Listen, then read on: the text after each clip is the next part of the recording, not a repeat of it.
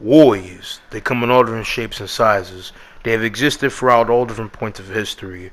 They come in all different forms, within the state of brutaliousness, strategicness, suffice to say the most badass, proficient, and skilled beings, legendary, championship-wise. But in today's video, I'm going to be discussing a fight that I've been thinking about and most importantly planning out within the case for a fight that happened in my video.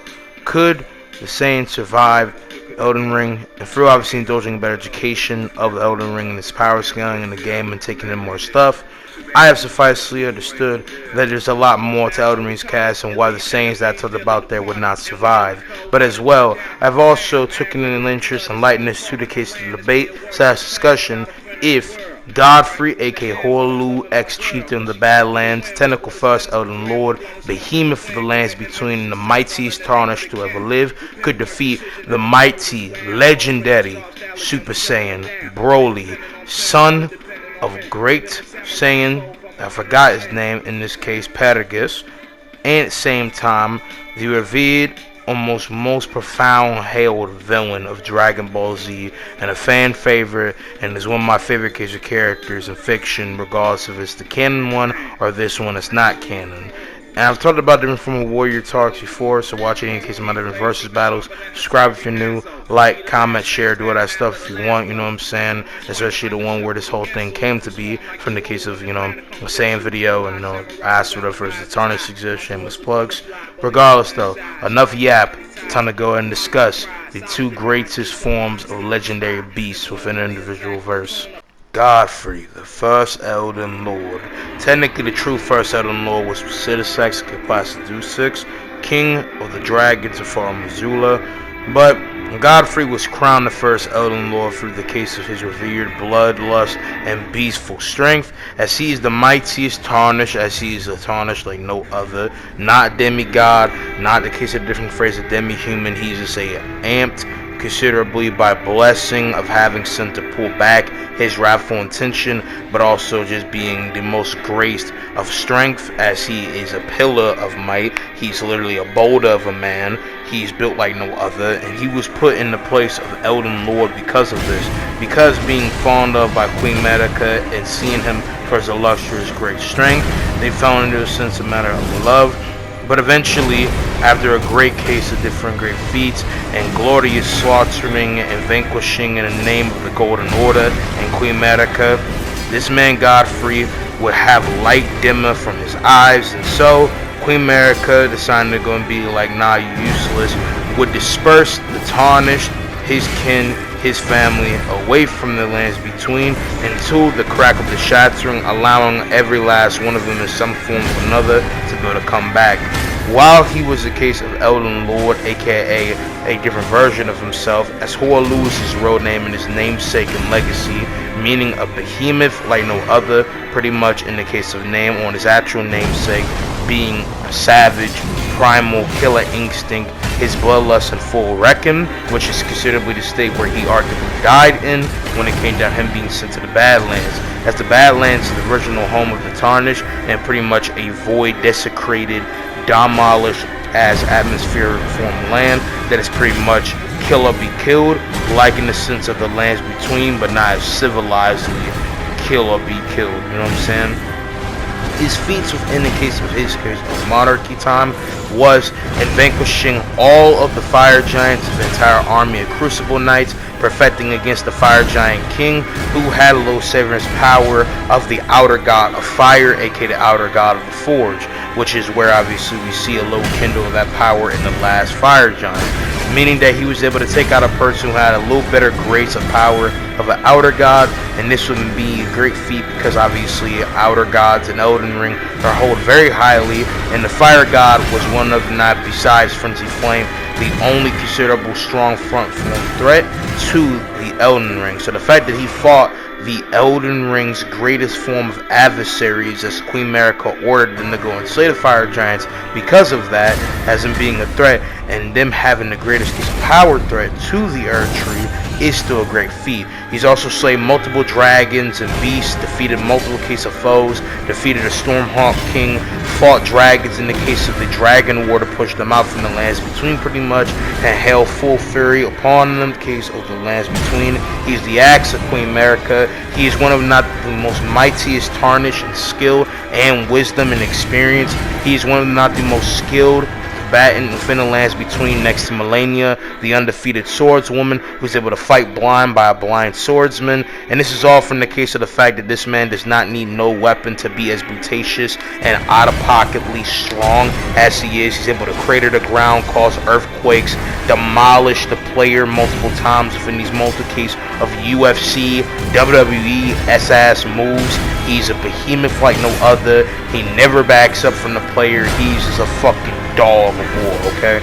This also comes with the fact that because when he's in Godfrey, aka First Elden Lord, with his broken axe or two double-side axe, Siraj, his lion beast on his back, pulls back his bloodlust and was like a tampering chain to his bloodlust. And when he killed Siraj in his boss fight, was to awaken his full behemoth, prideful mode, thinking that possibly the Tarnish would defeat him. And he's been said within advertisement and considerably mixed narratively held to be presumably one of the greatest challenges to the Tarnish in skill, strength, and arguably life, because Tarnish and the Elden Ring have the capability to kill each other on different form fronts, as the Tarnish, depending on the occasion, can reascertain themselves to regenerate at a site of grace, and every Tarnish in some way can peak a site of grace, and only a few have the capability not to.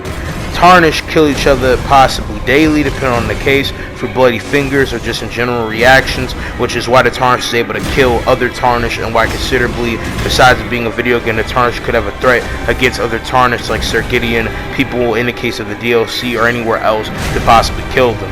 But regardless of that, Godfrey aka Hoarlu gets defeated with this being said. And the reason why I even came back to the lands between anyway was because of the case of the comfort of maybe having a wifey and children. As with his marriage to Queen America, he bore 3 children: Godwyn the Golden, Morgoth, Omen King, and Moog, Lord of Blood. 3 defined his children that all hold different form of roles different plays, with one unfortunately being assassinated, and one being a degraced case of king, and one being molested mentally by Mikola. And the Feli is more of a theory of a possible child, and any other case of children that he had is more legacy. He is the great-great-great-great-great-great-grandfather of the Godric the Grafted, who is a disgrace to the entire legacy of Godfrey, but it is what it is. But yeah, that's pretty much Godfrey in a nutshell, history-wise and feats. His AP would reasonably, if we take consideration hypothetical higher ball things that we can talk about, would reasonably at low ball just be easily a mountain level range, as he causes earthquakes and rumble effects and causes bombastic shock waves that are able to be seen across all the lands between with an alternate game mode. He is a very powerful dude and is one of the greatest form threats to the Tarnish, arguably, depending on how you see things, reasonably should be scaling hypothetically in the case at high to low M, being in the case of a reasonable solar system level plus to easily universal. This would be an accounting because, again, from the case of his higher bar, scaling to the Tarnish, besting what he's there in form of foes, and being able to rock with the Fire Giant King, reasonably be in this tier, as he is again a high probable case of threat like no other. He would also scale over reasonably someone like Ronnie and her hacks of a universal containment, and again being able to actually hold up a great actual fight against the Tarnish, making him reasonably on that universal cusp. So depending on how you perceive him, his lowest end is mountain level, but a reasonable consistency for me is solar system plus to universal, depending on how you perceive his fight against the Tarnish. Now speed is a very tricky one. Because of him possibly being a threat to the Tarnish and facing these other people, his lowest end thing would reasonably be massively hypersonic to, I would probably say, reasonably massively faster than light, as him scaling to the Tarnish, dodging his different blows gameplay wise, being able to keep up with him, tag him, slam him, damn near kill him, depending on how you see it, depending on the case of the fight, would reasonably make him that. You would go for higher stuff if you believe possibly that Hoarlu aka Godfrey was able to fight off multi different cases of more powerful dragons like land sacks, other case of beings, that exists in planes without time or time being able to move like Placidusax, as it was theorized that Godfrey did defeat Placidusax, but that was not the case. Bale ambushed him, and they had a clash, which is why Placidusax, aka Placidusax, is missing his heads, while Bale is injured.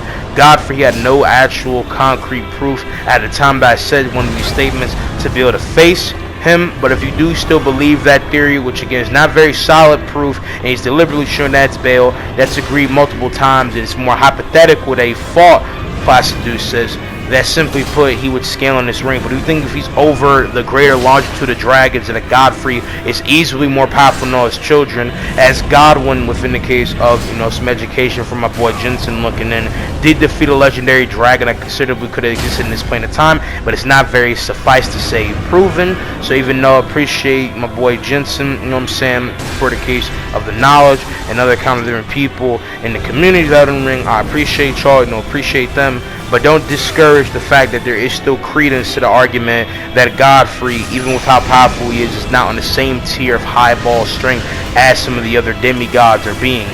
He's one of the most powerful beings in the lands between, but he objectively would not be on that same cusp unless, again, you perceive him in this way. I would say that he's stronger than a great deal of people, and his easable speed would reasonably be low end, massively hypersonic, to massively faster than light, okay? His hacks is not too much, again, create earthquakes, boulder of a man.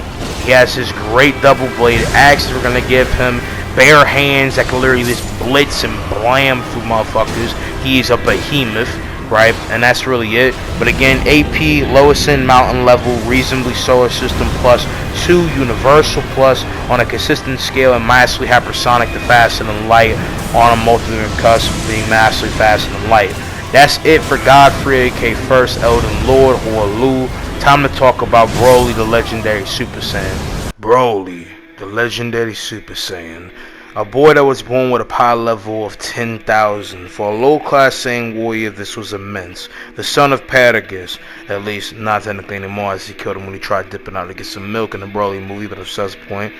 He was a target for King Vegeta, a jealous man who thought, how could a low-class, whatever the fuck warrior and the soldier-dominated empire of the Saiyans on planet Vegeta could be stronger than his son? So he set up execution for Broly when he was just a baby. Paragus obviously did not want this, as Broly was his son. So when Paragus tried to stop him, King Vegeta hit him with a fatal blow that was damn near gonna kill him, and they took a knife to Broly's stomach. But Broly, because of his healing factor and immense record of power, was able to grow so large in power that he was able to regenerate, or at least hold on enough strength to carry him and his dad out of the gutter of planet Vegeta. And as it was being destroyed, he made an energy bubble, aka force field, around him and his father to get out of Dodge. And Broly, because of never being taught manners, aka being actually taught discipline, and this Saiyan urges to be evil, violent, and reckless, poured out through his body, he became a wrecking ball of power, destroying planets, killing innocents, and eventually destroying a whole galaxy by its whole form. Broly, because of the fact of Goku, aka Kakarot, crying as a baby, an immense unsettling amount of destructive demonic power, became evil. Yes, Broly, a grown-ass man, aka a whole-ass powerhouse, wanted to kill Goku and annihilate everybody because of the pure fact that he was crying like a bitch when he was a baby, even though they're both babies and they both were crying. But because of the case of him, Goku, crying when he was a baby, possibly still some trauma with Broly. Broly doesn't really have an in-depth, strong form reason for why he is what he is. He kind of is just like dummy fucking evil for where the fuck reason. Broly, simply put, is just evil and maniacal, and every time he hears Kakarot, he turns upset and gets all mad and out of pocket. Broly is one of the most powerful villains of the movies of Dragon Ball Z, as Broly could not be contained by normal form of means or put down by the Z fighters. In a mix of plot armor and power of all energy, the Goku was needed to go and kill him in this legendary Super Saiyan form, as that form is the supposed profound, most proud, legendary status form where he was able to fodder the entire cast of the Z fighters. Broly goes from his blue to purple looking state of hair as a Super Saiyan, then to Super Saiyan 2 in Second Coming, and his legendary Super Saiyan is pretty much his epitome as Super Saiyan 3, or a more anatomic, gross case and matter of form to an extent, or pretty much just his Z-list case and matter of form. As Broly, again, overstepping all the Z fighters and around the Cell Saga point, as the movies of Dragon Ball Z are more powerful in my high end than the case of anything within the general case of Dragon Ball Z anime or manga, he would reasonably scale over everything they have, even Cell, who was a threat to the case of the entire solar system and eventually the universe, hypothetically, depending on how you perceive it. And with that being said, depending how you perceive that overarching case of highball scale, with the case of the universe 7 macrocosm where Broly and everyone else is existing is way more higher than anything possibly seen, Broly would reasonably scale easily in the case of the Galaxy Plus to Universal on a hypothetical scale, especially because the creator and producer of all the Dragon Ball Z movies thinks in his own opinion that Broly is the strongest Dragon Ball Z villain, and even though scaling wise so many other characters are arguably way more higher than Broly, there's an argument in raw strength that he's way more powerful than all of them. Speed, he easily massively faster than light, as he can react to people who are able to scale to his blast, defeat them, perfect against all the Z fighters who are easily massively faster than light. And simply put, you know, if you think possibly he, with his power combined with his speed, would be the most powerful of the case of the DBZ villains, as Ki with power and speed arguably goes hand in hand, that would make him possibly infinite speed, right?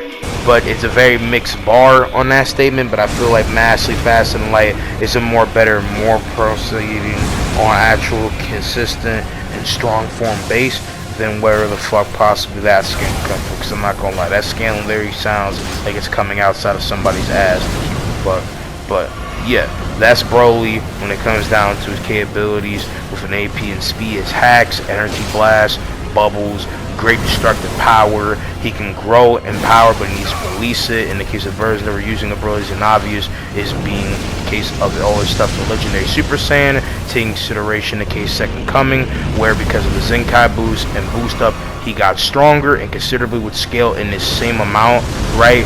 It's not really too much of a domination effect difference. He would probably be a lot more into there. So multi-galaxy to universal is a little bit better buff up for him. But yeah, we're using pretty much all that, as you know, he was pressing Gohan when he was a young adult, aka adult now, and you know, defeating Trunks, Goten, beating the fuck out of Fidel, and there would need to be a family Kamehameha to actually stop this man. So you know, it is what it is in this case. So yeah, pretty much it when it comes down to Broly. Time to talk about the actual fight in exact. This fight is very interesting. As you see, these characters are considerably reasonably tick for tat. They reasonably are able to be consistently in the same ball, and most importantly, bang for bang to the fullest. But all around, if I had to say, again, with them being very solidly equal, being the most consistent with them, I see Broly getting the dub more than often, depending how you perceive it, as Broly is way more versatile. He has a way more rack of all trades. He has arguably a better experience against more high-end octane people, and even though someone like Godfrey is older, he would not be in the same stand as Power, being a whole split diametrous difference on the case of both of them, as Broly's able to go and hold way more impactful case of power depending on how you perceive it within the case of the statements and his overall showcasing. As obviously I said, at the low inconsistency, reasonably you could put Godfrey in his solar system, plus while you got my man Broly destroying galaxies and being more reasonable to be in the stance of universal more than Godfrey, as Godfrey doesn't really have the most strong credibility in that, even though again if we equal the stats, I think Godfrey would give Broly a very interesting fight, but Broly can fly, throw energy blast, blitz through this man, throw him around like a ragdoll, I would say, even though Godfrey has a more defined showcasing of weight pressing and benching someone like the guys of our character to tarnish and making him look like a fucking ragdoll. He literally is demolishing the entire arena on a whole fundamental scope to cram us into the ground like jelly. This man Broly was able to stampede all his fucking weight and might against all the Z fighters who are way stronger than the tarnish in the case of physical about and consider being different regard. And so Broly to me would just fundamentally, in every sense of the way, stampede this man Godfrey with too much, and there's nothing he could do. And in character, I don't see Broly allowing Godfrey to unleash his bloodlustful form unless he was feeling very cocky, which even then that wouldn't really help him too much. They would probably have a bigger form of clash, but I don't see how much sufficient work it would really matter or not about what Godfrey could do against Broly at that point. I also just think, simply put, no matter what Godfrey has to offer or pull, he just simply will not be able to stand against him, and I just think, like, he'll just get fucked all around. Now, if we ignore some of the case of, like, the higher octanes of them, like, hypothetical that Broly is the strongest movie villain, his possible overcoming of all case of things that are a threat at the time of his appearances, like the case of Cell and possibly Majin Buu coming into play, that he would destroy the universe, then I think you could pull back a little bit. He would still be way more powerful than Godfrey, and Godfrey again is a little bit mixed both, but you consider being getting consistent there. If you say that he fought with Sax, then he would be at a low end infinite to inaccessible speed, as he's beyond time, space, and even a matter of that and a general conception of reality. This also, in the fact that he fought with Sax and maybe was able to actually do harm to him, would mean that he hit shards that are able to disrupt time, meaning they hits people on a fourth dimensional spear. And even though Broly could possibly be the most powerful out of all the cases of these villains, unlike them where they stay on different matter of reality warping, catching a nigga mid-instant transmission, other kind of shit, it's kind of mixed and sensible to even say. But Godfrey's not inconsistent with that. Bale did the shit that he did to the case of all these different case of different oppositions in the lands between and not, to the Tarnish, to my man Sax. So saying that he actually had anything to do with that is ridiculously stretchy and intellectually dishonest. There's more credence in Broly being the most powerful villain of the Dragon Ball Z movie villains and being one of the most powerful threats to the Z fighters than Godfrey being this beluga boonga ass bodybuilder that just rails through every case and matter of different opposition. Alright, he can't just forearms his way through these fights. So all around, I see Broly deliberately low to mid diffing Godfrey. There's no amount of actual strength and endurance Godfrey could have to survive the blows from Broly, and yeah, I think it's just pretty simply a wash. It's very interesting though, to be fair, but let me know what you guys think. I hope you guys have enjoyed this video. I know I have not uploaded one of these in a minute. I've been big focusing on different cases of stuff involving Xbox, typing out case of matter of a novel, putting in work with the fam, doing things that I need to do, you know what I'm saying, handle life. But I got a bunch of different cases of busting things and plan in mind, especially because of the fact of me getting back to my PlayStation 5 account to go ahead and take some different footage and different things like that to go ahead and plop here, or something else as well that I want to go and do for my other videos. Regardless though, I love y'all. I'm going to see you guys in the next one. Peace out, Army. Love y'all.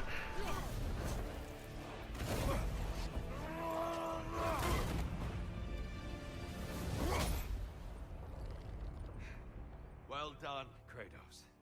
I yield. Good then.